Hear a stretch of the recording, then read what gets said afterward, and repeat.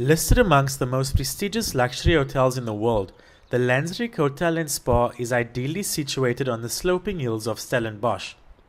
This distinguished example of Cape Dutch architecture endures a 300-year-old country estate, which preserves the elegant atmosphere of a gracious age. The historic venue boasts an exquisite cigar and cocktail lounge managed by the charismatic Louis Abumbi, a wine and cigar expert originally from Cameroon. For Louis, working in this grand environment is both stimulating as well as rewarding, as he daily interacts with different people from around the world. Not only has he earned the respect of his staff, he's also become popular with the A-list clientele who frequent the venue. This is mostly due to his personal interests and political background. I know him now for 2 years. He's the most perfect person also to work with. And he always exchanged knowledge, and he's very good at politics. Oh man, he knows his stuff. Politics, whatever kind of topic you bring up, he can contribute. So yeah. Well, working in Lanzerac for me is, I look at it as a forum where you meet different people. It's kind of what I describe as a small united nation, because it's very international hotel. You meet different people of all walks of life.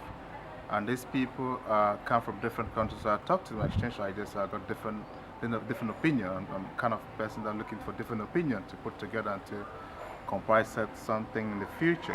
So for me, it's fun. It's not a job. Originally, I was very involved in politics and close to the government and the president of Cameroon.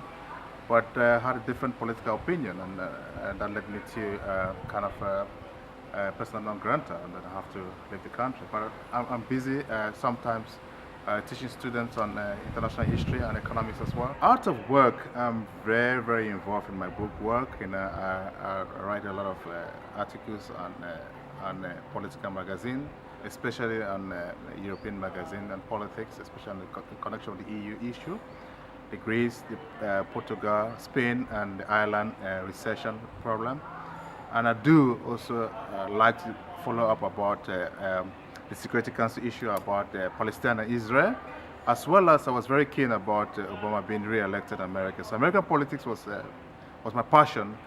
It's very challenging in South Africa because we're moving towards Mangawu in December, where we're going to have the longest liberation. Is going to look forward to re-elect having a new chairman of the party, but it's quite challenging because there are different shades of opinion, there are different candidates. There's Deputy President Calvin Montekle, there's Jacob Zuma, and there's position aspiring Toke Sukwala, who happens to be Minister of Human Settlement. So we're thinking that probably there might be some changes, but we just keep our fingers crossed. It's very, very complex, the way they report things in Africa.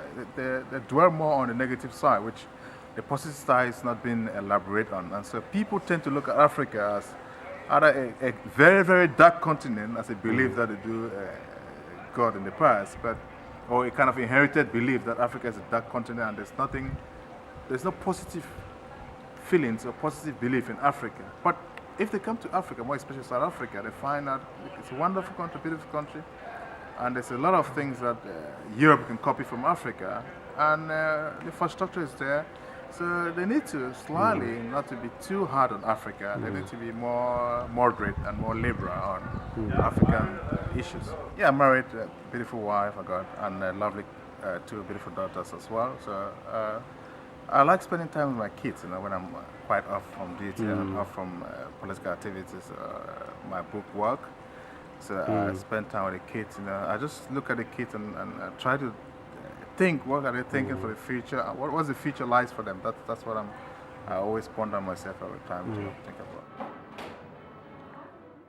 Louis maintains that by constantly aiming for a high level of quality service, he recurrently achieves customer satisfaction as well as a sustainable income. On a daily basis, he encourages his staff of 16 to follow Pursue, which he believes will ensure that guests always remember their experience at the hotel. Benedict Parther, Stellenbosch.